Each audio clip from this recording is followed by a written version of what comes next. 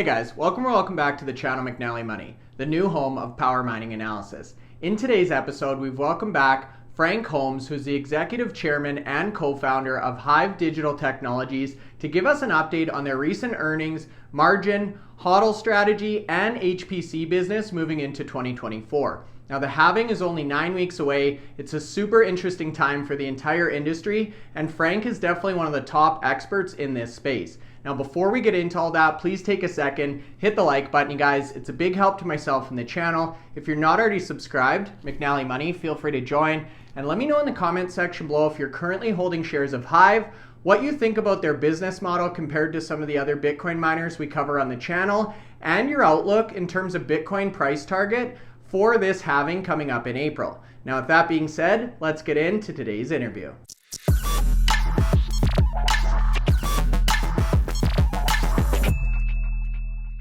Okay guys, so that's right. Today's video, backed by popular demand, we've got the co-founder and executive chairman of HIVE Digital Technologies, Frank Holmes. Frank, you're becoming somewhat of a regular on the program. It's always a pleasure to listen to you discuss these topics, and we're really looking forward to today's presentation.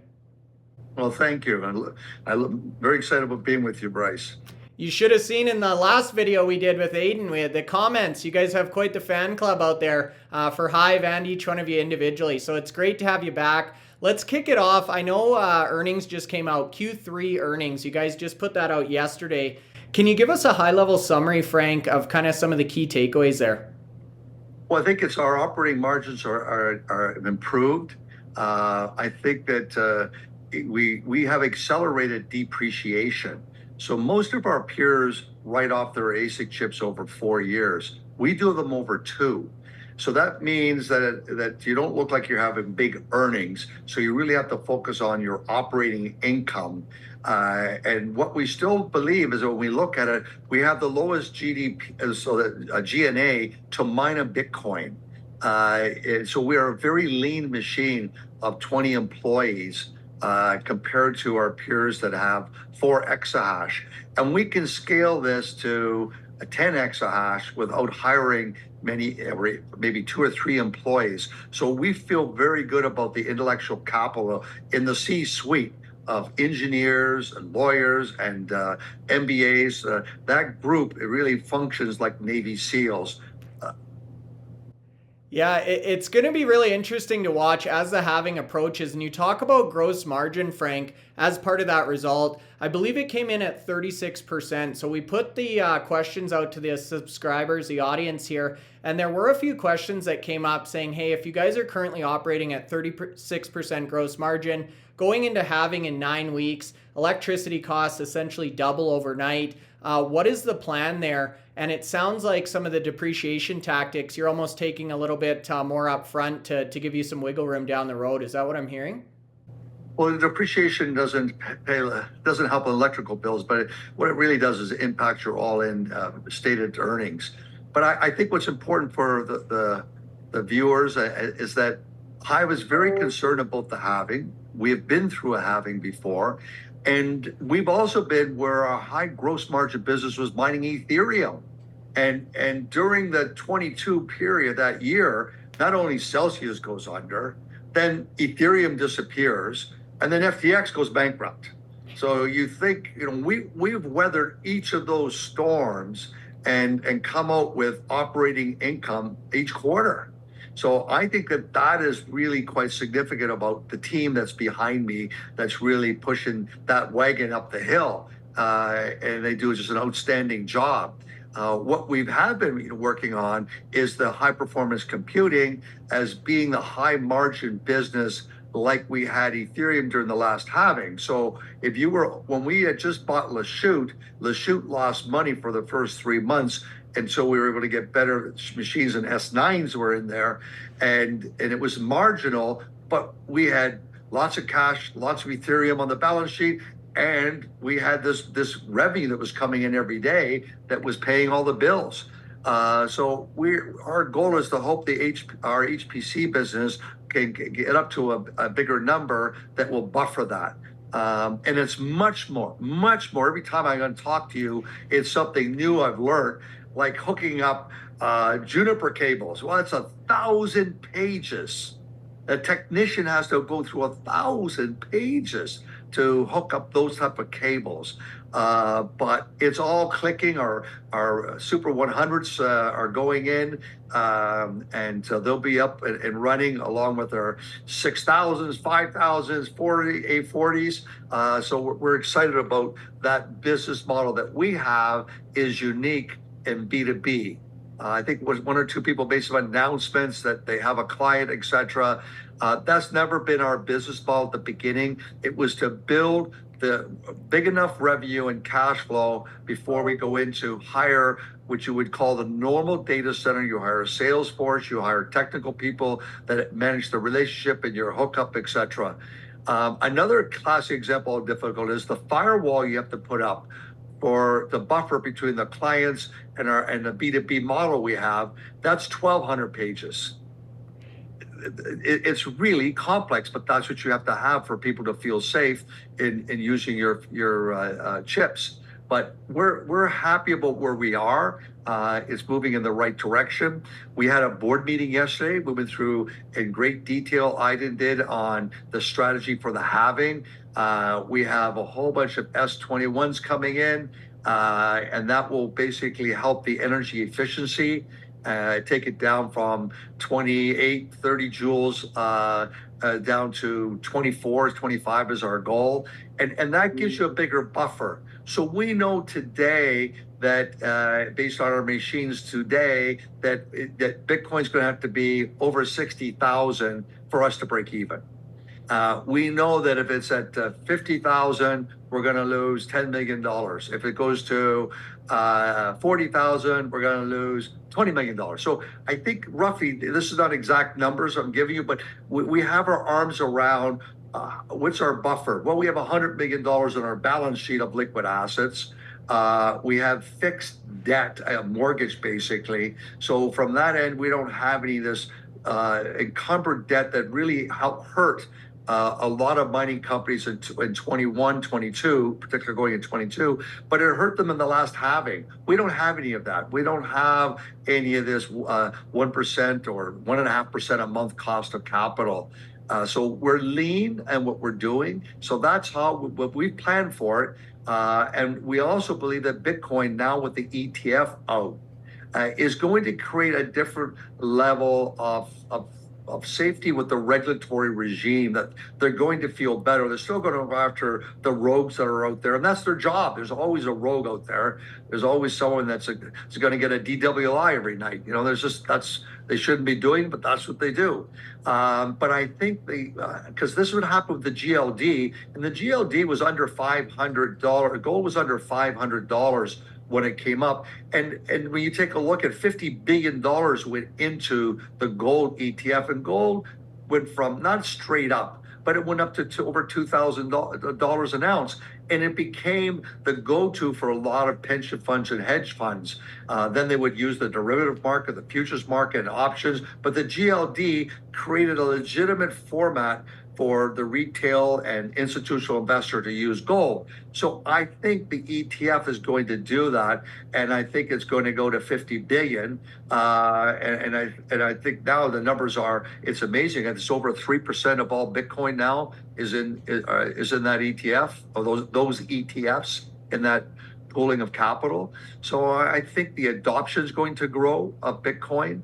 I don't think the government policies are going to change. There's no big change in MMT, modern monetary theory, that is just print more money when a crisis happens. When you take a look at this year, 70 countries are going to go through an election cycle. America, the biggest GDP in the world, only 4% of the population, but we are 25% of the global GDP, is going through an election year. Rates will look like they'll fall in the second half of the year. And there'll be lots of drama in the media back and forth. But push comes to shove, Powell will push the button, and money will come out of that helicopter because you're in an election cycle. So that is going to make an alternative asset like Bitcoin more and more attractive, because it's capped at 21 million coins. Gold is not capped. And the only and gold supply of new mines coming on stream is pretty well capped with all the EPA rules, etc., of making it so expensive. So I think that it bodes well for gold, but not as good. It's not as good as Bitcoin, because Bitcoin is capped at 21 million, and we're through 19 million coins been mined. So there's very little of that supply to come out in the market. So I think with this election cycle this year, all the money printing is going to take place. That we're going to see Bitcoin adoption grow, and Metcalfe's law will prevail. Yeah, I think you hit the nail on the head there, Frank. And it is astonishing to see how quickly these ETFs are gobbling up Bitcoin. It's crazy. Anthony and I just did a report about the inflows versus outflows comparing the first couple weeks of trading, and I think you're definitely onto something. The other thing you mentioned or alluded to a couple times there, Frank, is how HIVE is really one of the few. You guys were the first publicly traded crypto mining company, one of the few that's still around. And you've actually got experience in a bear market cycle with a lot of these big collapses and such that you talked about. Whereas a lot of the companies we cover on the channel, even some of the biggest ones, haven't been through that historical cycle, hey? Correct. They did not been through it. HUD-8's been through it. They understand it. But now it's going through a complete new iteration. That's a company that will have probably much more challenges when you take a look at their cost of mining a Bitcoin. Something we broke down is by each of our facilities, the cost of electricity. We're very fortunate of hedging. We hedge electricity. We're the first to do the hedging model, or the balancing the grid with the utility company in Sweden. And temperatures went to -40 a couple of weeks ago. -40. We couldn't move. We had equipment. We said everyone's basically inside enjoying the heat from the machines. And I think that the energy soars, but we're hedged. So we said, okay, can we sell it back? What can we do with that? Which we end up not doing. But the concept is so important going forward. And I think the adoption of any spare energy that's wasted, and a lot of times it's wasted energy that comes in that balances the grid, sucks that up, which is totally different than HPC, because you can't have a downtime. You lose your clients unless you're running at 99.99 efficiency. You have to be up there like pure gold. You cannot drop. Because if an air traffic control tower is using that information, they can't turn around and say, I'm sorry, it's cold out there. We can't see you on the radar. It's not going to happen. Or in surgery. So you have to realize the dynamics are very different. This is what our learning experiences I'm sharing. But the multiples are much more attractive, Bryce. The multiples are talking about like 10 times revenue. So I think that from an undervalued, HIVE is extremely undervalued relative to other companies that have the expertise with GPUs, and we're doing it. Our beta site, as I mentioned before, was $250,000 a quarter, $250,000 a month, $250,000 a week, $250,000 a day. And we hope that by American Thanksgiving this year, we'll get it up to $250,000 a day. And we're on track by the halving to be up to $250,000 a month. So we've got lots of things, zap the gaps everywhere as we build out this ecosystem. But we're very excited. But the other part I really want to come back to is Bitcoin.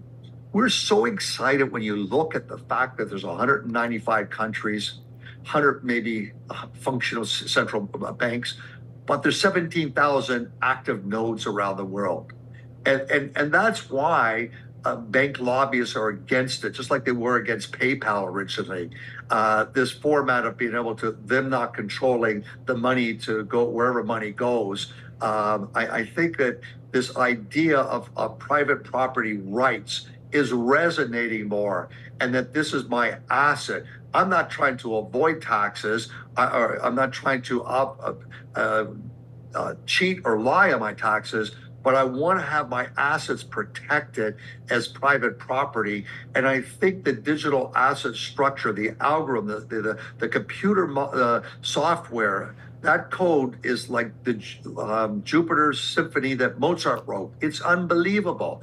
And so I think that that musical tune, that melody is going to play on and on and on and on.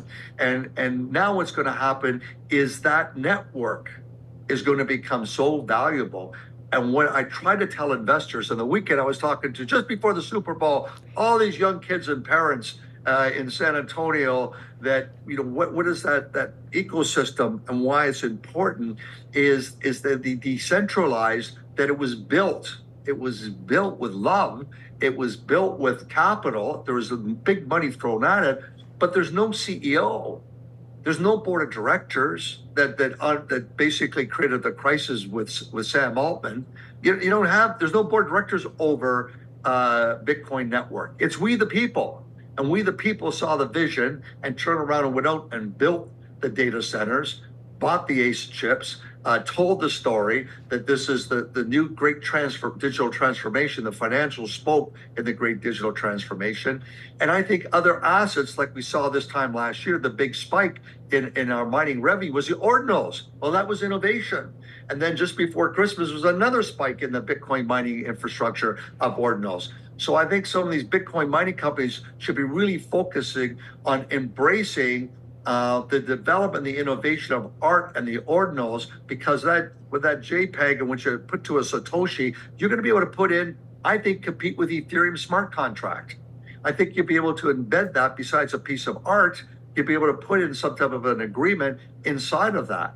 I think there's just tremendous opportunities for innovation on that decentralized global network. See, this is why we love listening to you, Frank. Just the amount of knowledge and how cutting edge your thought process is. I was actually talking with Anthony the other day about Satoshi and the origin of the Bitcoin network. And you're right, the amount of thought and effort and innovation that went into this platform and model is just mind-blowing, and really is a piece of art to extenuate your analogy there. Now, you've mentioned HPC a couple times, and we have a few direct questions from the subscribers. So one thing we did notice in Q3, the direct costs associated with HPC outpaced the revenues. Now, I know you just talked about the revenue growth trajectory for that business unit. Is that just a function of upfront costs to get things set up and revenue hasn't caught up yet? So you have these NVIDIA chips, they're out there and they're mining altcoins and converting to Bitcoin.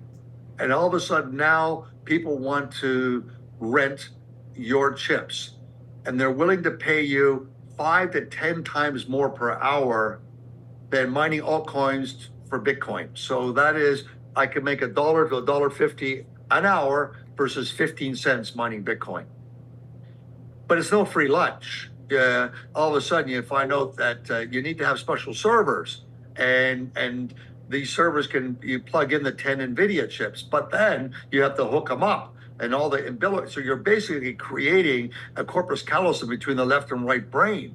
And that is a 1,000-page document of hooking up. And then you have to have a blanket of security around it for all the hackers of the world. And that is another 1,200-page document. So what we found was appeared to be a de minimis cost this time last year to move them from one side of the aisle to the next was much more complex, much more intellectually demanding. I've been to Silicon Valley several times. We have meetings. Aiden must spend 2 hours a day to 3 hours grasping all the nuances and how we're being positioned. So from that end, that's what the CapEx is. But it's something so far that if we said stop the CapEx, it's really now it's recurring revenue. The beta site is ready to go to the next level, and doing what 10,000 a day in revenue. This is without a bigger CapEx coming in. The next big CapEx should take it up to 25,000 a day, and then it's going to be 50,000 a day. That was basically replacing what Ethereum used to produce for us, going back at the last halving. Gotcha.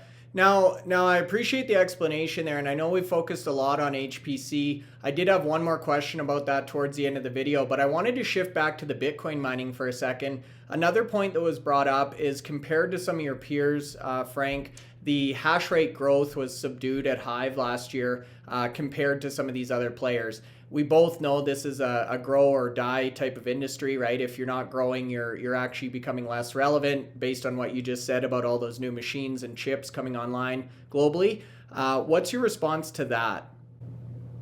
Well, our goal is 6 exahash. We have 6 exahash of machines, but the difficulty soared by 100%. So it made some of those machines, older machines, just not cost effective for the halving.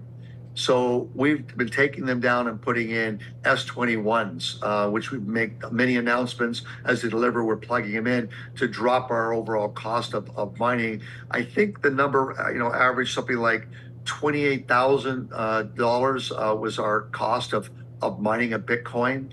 And so that's what the focus has been, having the most efficient machines and HODLing.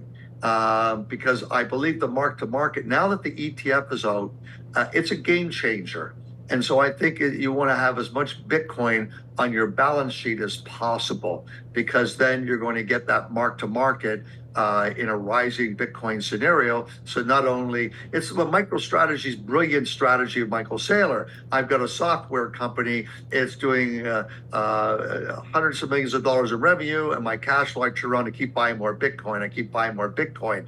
Every time I have that free cash flow to deposit, that's what I'm doing. And I'm building faster a balance sheet item that I'm getting mark to market on the upside. So I think that the Bitcoin mining companies have to be, I think, focused that way, and that's what we've been doing. But we do see the HPC to grow. Now, what the question is, that we've said this many times, we had the least amount of dilution last year. If you look at the number of shares issued by our peers that grew that top line, you're right, but it grew at 300% number of shares outstanding. Some of them were more. The merger of Hut 8, it didn't show up until you finally take a look at the number of shares that were issued out, and what is their, you have to look at the energy cost per megawatt, but you have to look at the Bitcoin per megawatt. You have to look at other factors that I believe to look at, are you really that efficient? And our goal is to have the highest cash flow return on invested capital. That meant do not issue shares unless you can see very close to you a cash flow return on invested capital. Issuing a lot of shares and betting 6 to 9 months out your machines would come in, that's just not been our business model. And that's what it is. So it's what it is. But we do have the highest, when you take a look at cash in, cash out per share, we're the most attractive so far. No, that's fair, and I appreciate the transparent answer there, Frank. The next follow-up question is actually related to that HODL you just mentioned. So in January now, fast forwarding from Q3 to our last month of results here, we noticed you guys HODLed aggressively, I think increasing your overall position by about 14%. Sounds like that is going to be the new norm until halving, based on your last response, hey? That's our goal. And so we want to have as much Bitcoin on our balance sheet that's from mining using green energy only, because I believe that Bitcoin green, Bitcoin that's never been in circulation, will be like Andy Warhol original pieces of art, and it will go exponentially. It has been demonstrated by ordinals that a Satoshi that's worth 0.0001 of a penny is all of a sudden worth $25. That's like saying Bitcoin's at 10 million today. Like that relative. If I could take 25 cents for every 100 million Satoshis, that is a big Bitcoin price. So those Satoshis, if they're a special number for a special person for a special event, that number is worth $25. Wow. So let your imagination go with that, and let your imagination, someone say, well, that's just fantasy. That happened a year ago. It happened just before Christmas. And so I think that ordinal and lightning network is only going to improve the utility and the functionality of the Bitcoin network, and the value of a Bitcoin is actually worth more than what it's trading at. And someone say, "Well, it's worth the market's worth $52,000. That's it." Well, if it's worth an ordinal is worth $25, let's say it's worth just $1. Well, what's $1 times 100 million? I mean, it's a big number. Well, it's exactly like rare coins, right? All the people that collect stamps and coins, and they trade a lot higher than face value because they're unique, they're rare, they're printed or currency number or whatever the case is. So I definitely agree with you there. And you're right, the multiples and the markup are staggering, to say the least there. Now, Frank, I've got a couple more kind of a rapid action questions for you here. You talked about, there you go. You talked about -40, which it's actually been here in Calgary a few times this winter, so I don't feel too bad for you, but I believe in Iceland. And speaking of weather, I wanted to talk about some of the lava flows, the volcanic activity there. Is there any interruption to your operations there, Frank? No, there's been nothing except for they're just cautious about curtailments, notices and cutbacks. We get them out of Quebec too. When it gets very, very cold in Quebec, the utility will send out an email that you have to go from 30 megawatts to 3 megawatts for the next 24 hours. Well, they have to deal with bulk energy movement. That's just what it is, and it's how fast can you pivot and manage. What I'm thrilled with is that we still have, the top efficiency. When you do with Anthony, the power chart up there, I think it was Bitfarms and HIVE is 1 and 2 and 2 and 1. And so I think that we've done an outstanding job and so have they, in being very efficient of how we run our facilities. Whereas you see some other places, the efficiency is only 60% of the time and 55. But they have bigger production and they have a bigger market cap. But we've said, okay, well, how do we create the value metrics per share, not the massive dilution? Gotcha. Yeah, we actually just saw before this, Anthony sent over a snapshot of you guys highlighting his chart in your discussion there, and that was great to see, Frank. Next question, HPC, the last one for you. Are we still on track for 15 million annualized revenue by the end of 2024 calendar year? Yes, we are. And we're very thrilled about that learning curve and the huge opportunities that big. Here's the big opportunity. Sam Altman is only looking for $7 trillion. $7 trillion. During COVID, America had a deficit that cost us $3 trillion. He wants more than double that because he wants new chips to compete with NVIDIA that are cheaper, because the AI demand is so big from cloud services, from gaming, from cars. And I was with a Porsche dealer last night, and he was telling me that a bunch of his cars he's already sold, but they're stuck at the port because some part of it came from a country that we don't like, and they've got to change all those chips. So they've got to find the chips from a good location that can go into that car, and he sold them. So the car industry is backing up for it. So the Sam Altman's out there for $7 trillion. So he's knocking on Abu Dhabi with $1.3 trillion sovereign fund, Norway with $1.3 trillion sovereign fund. This is a huge super cycle. And when you look at the adoption of Bitcoin in market cap to over $1 trillion, the timeline it took to do that, it's incredible. It really is the short time. But the adoption of AI is even more dramatic. And they expect in the next 6 years, it's going to add $15 trillion to the global economy.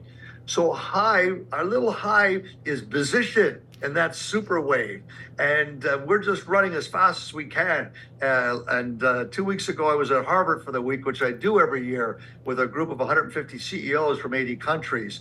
And we do nothing but we do 60 hours of reading before going and 60 hours of class. We go from 8 a.m. until 11 at night. And there it was, AI was the focus. What is good and where AI is going to be disruptive and how it's going to disrupt. And the biggest part is how can you use it, and don't be fearful of it. And there will always be bad characters in any industry that will go and try to abuse it. But overall, there are so many benefits. There's actually, in my car, I don't know if your car you have, but can you read the speedometer on your windshield? I don't. I have a 1995 Toyota pickup off-road truck, so I don't even have a speedometer, and the gas thing doesn't I work love either. it. I have one of those old ones at my farm. Nice. But the modern one I have is you can read it. Well, there's new glasses coming out that will be able to read, and you can look and it'll translate for you in your glass, and you can see when you're walking, and it has those little chips inside of it. They're $350. Like, this is a technology is coming out of Singapore.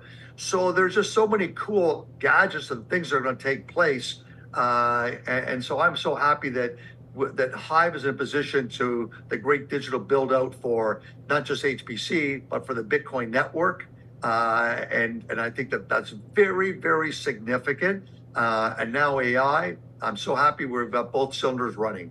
Totally, totally. No, it's great discussion, and I think you're totally right. AI is going to just multiply the potential of human capital among the galaxy, really, as we start to push out. But last two for you. I know we're running a little long here, Frank. End of year, so let's do fiscal year and 2024 hash rate target. I know you threw around 6 exahash earlier. Do you have a target for end of calendar 2024? For this year, I think as we go through the halving, that there'll be opportunities for us to buy, and then I would look for, like I did last time. Our facility in Lachute was 250 petahash. Now it's 1 exahash. So we bought that for next to nothing because of the halving. We think that a lot of people are not prepared properly for it, and opportunities will be there for a strong balance sheet. And then we could take it to 10 exahash. And that's where the experience, the last halving experience comes in. Final one for you, Frank. We've seen a number of companies now really going all over the world. I've seen Ethiopia, South America, Abu Dhabi, all over. Is there any plans for HIVE to expand outside of the countries you're currently operating in? There are, and we just continue to sign MOUs and working on those opportunities. You know, it's a long timeline from an MOU, non-binding agreement, a memo of understanding, to a definitive agreement. So that's what we found. We found that a lot of people waste your time. So if they don't quickly, first in the process, we want to have a non-disclosure agreement signed, then an MOU signed before we start racking up the big legal bill for a definitive agreement. And so what we've introduced is that the MOU has to be done. Otherwise, we don't want to take it further. And there was lots of flakes wasting your time. So we're busy with significant MOUs for us as we try to build this business faster than ever. Sounds good and makes sense. Frank, it's always a pleasure. I appreciate your time. I know you guys have a lot going on. You guys, if you're still watching, hit the like button. It's free to do. Subscribe to the channel. If you have any other questions for Frank and the team at HIVE that we didn't get to, leave them in the comment section below. We appreciate the discussion. We'll see you soon, Frank. Thank you.